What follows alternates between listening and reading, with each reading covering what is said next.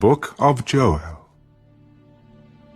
The word of the Lord that came to Joel, the son of Pethuel. Hear this, you elders, and give ear, all you inhabitants of the land. Has anything like this happened in your days, or even in the days of your fathers? Tell your children about it. Let your children tell their children, and their children another generation. What the chewing locust left, the swarming locust has eaten. What the swarming locust left, the crawling locust has eaten. And what the crawling locust left, the consuming locust has eaten. Awake, you drunkards, and weep, and wail, all you drinkers of wine, because of the new wine, for it has been cut off from your mouth. For a nation has come up against my land, strong and without number. His teeth are the teeth of a lion, and he has the fangs of a fierce lion. He has laid waste my vine, and ruined my fig tree. He has stripped it bare and thrown it away. Its branches are made white. Lament like a virgin girded with sackcloth for the husband of her youth. The grain offering and the drink offering have been cut off from the house of the Lord. The priests mourn who minister to the Lord. The field is wasted, the land mourns, for the grain is ruined. The new wine is dried up, the oil fails. Be ashamed, you farmers, wail, you vine dressers, for the wheat and the barley, because the harvest of the field has perished. The vine is dried up, and the fig tree has withered. The pomegranate tree, the palm tree also, and the apple tree, all the trees of the field are withered. Surely joy has withered away from the sons of men. Gird yourselves and lament, you priests. Wail, you who minister before the altar. Come, lie all night in sackcloth, you who minister to my God. For the grain offering and the drink offering are withheld from the house of your God.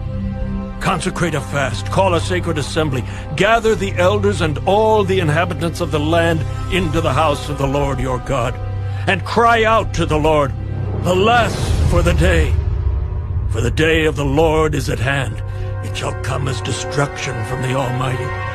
Is not the food cut off before our eyes? Joy and gladness from the house of our God? The seed shrivels under the clods. Storehouses are in shambles. Barns are broken down, for the grain has withered. How the animals groan. The herds of cattle are restless, because they have no pasture. Even the flocks of sheep suffer punishment.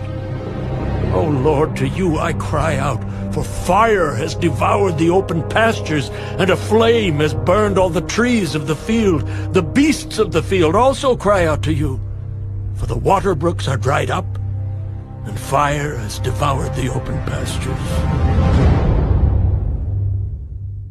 Chapter 2.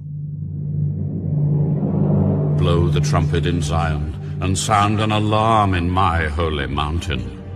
Let all the inhabitants of the land tremble, for the day of the Lord is coming. For it is at hand, a day of darkness and gloominess, a day of clouds and thick darkness, like the morning clouds spread over the mountains.